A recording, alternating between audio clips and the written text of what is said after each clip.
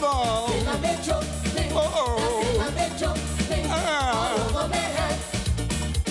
I'm feeling the pain, but I'm getting a vibe in the brain. Bees may be small, but their impact is global. This World Bee Day, we're taking a closer look at what the buzz around bee is, why it really matters, with Darren Mahabir, who is the P.R.O. of the Trinidad and Tobago Beekeepers Association. Good morning, Darren. Welcome. Good morning. How are you? Fine, fine. Well, thank you for joining us this morning. I know this is a good day for you, a celebratory day, right? Somewhat. Yeah. Okay. Well, there's a lot that we do have to learn about it, and let's see if we can get everything in, because one of the first things we do need to talk about is the comparison of the Western honeybee to our local bees here.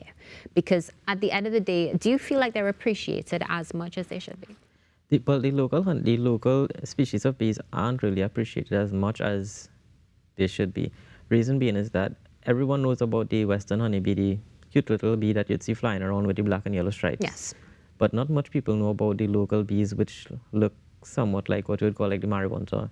Right? We actually have 16 species of local bees that are endemic to, not endemic, but are local to Trinidad and Tobago. Actually, one of the species is only found in Tobago. Oh. Yeah. So these local bees are actually very small. They are specialized pollinators. So like all the local orchids that we have, they have evolved to pollinate those particular plants. So without them, we won't have any local orchids at all. Fascinating. Yeah. However, the Western honeybee, they aren't specialized pollinators. They pollinate a wide range of flowers or plants. So for example, they could pollinate the coconut plants, the coconut trees and that kind of thing, or tomatoes, or the things that we consume on a daily basis.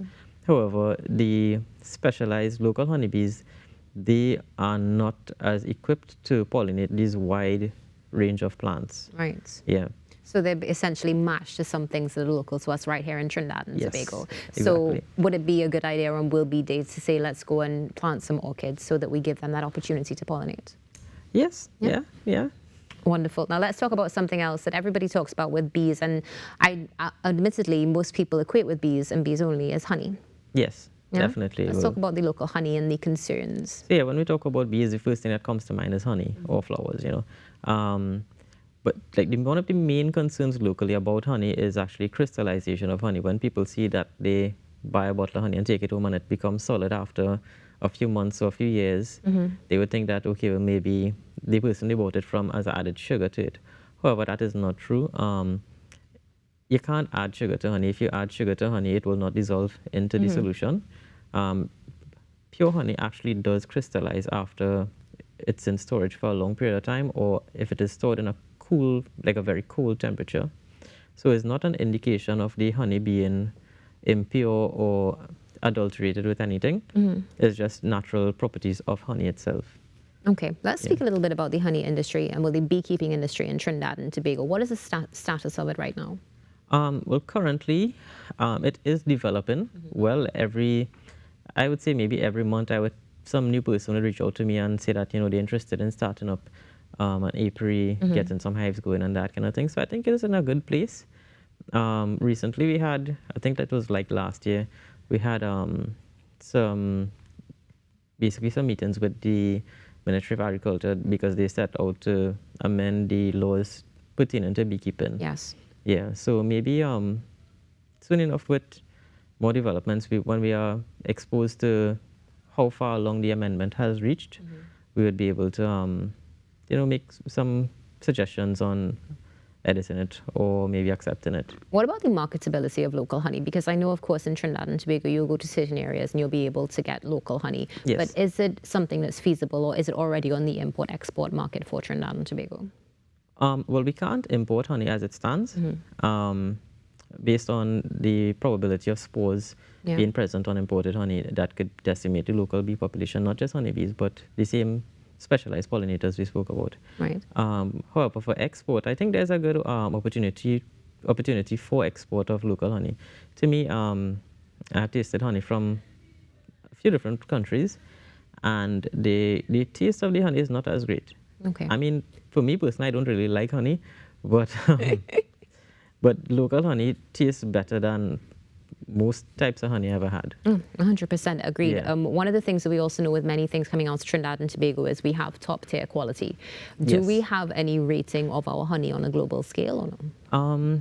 If I am not mistaken, I think for 2 years in the past, I can't recall the years, Trinidad and Tobago actually won the award for the best tasting honey in England. Yes. Wonderful, excellent. So let's go back now to the Africanized honeybee. Those are the honeybees in Trinidad, right? Yes, so what we have in Trinidad are the Africanized honeybees, the bees that you'd see flying around. They look just like a normal honeybee. However, the only difference is that they are a bit more aggressive. Right. Meaning that if you have a hive or a swarm somewhere around your property, interacting with them could be detrimental. Yeah. You know, we've seen some videos go viral on social media, especially around the times of year where there's a lot of excessive music, such as Carnival, where there are swarms of bees that have appeared out of nowhere. Yes. What is is it that they are disturbed by the noise? Yeah, they usually are disturbed by noise, exhaust fumes from vehicles or small motors. Like, so if you have somebody cutting grass and you maybe have a hive that is settled in a barrel or a tire or something in the yard, they would act up. Okay, and for those who do need removal services, is this something offered by the Beekeepers Association? Yes, the TTB actually has a contact line that you could reach out to. It usually is a paid service. The contact number would be 470-5436.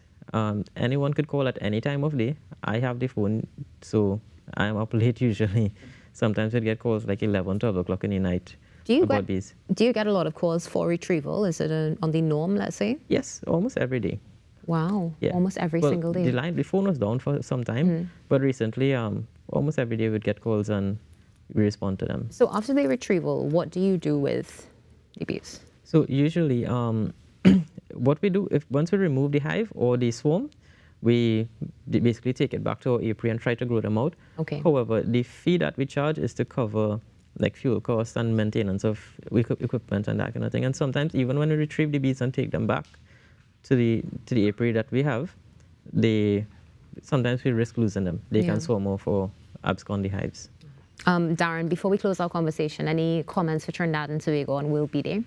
Well, it's just that I think we should appreciate our local honeybees a bit more and try not to spray them out. Like when you see these hives, these mud nests on the trees, it's not necessary to kill them, you know? Yeah.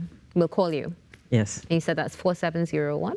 470-5436. 470-5436. That is the Trinidad and Tobago Beekeepers Association. You can call them for retrieval. Darren Mahabir with us in studio discussing with us World Bee Day. Stay tuned. We'll be back in a moment.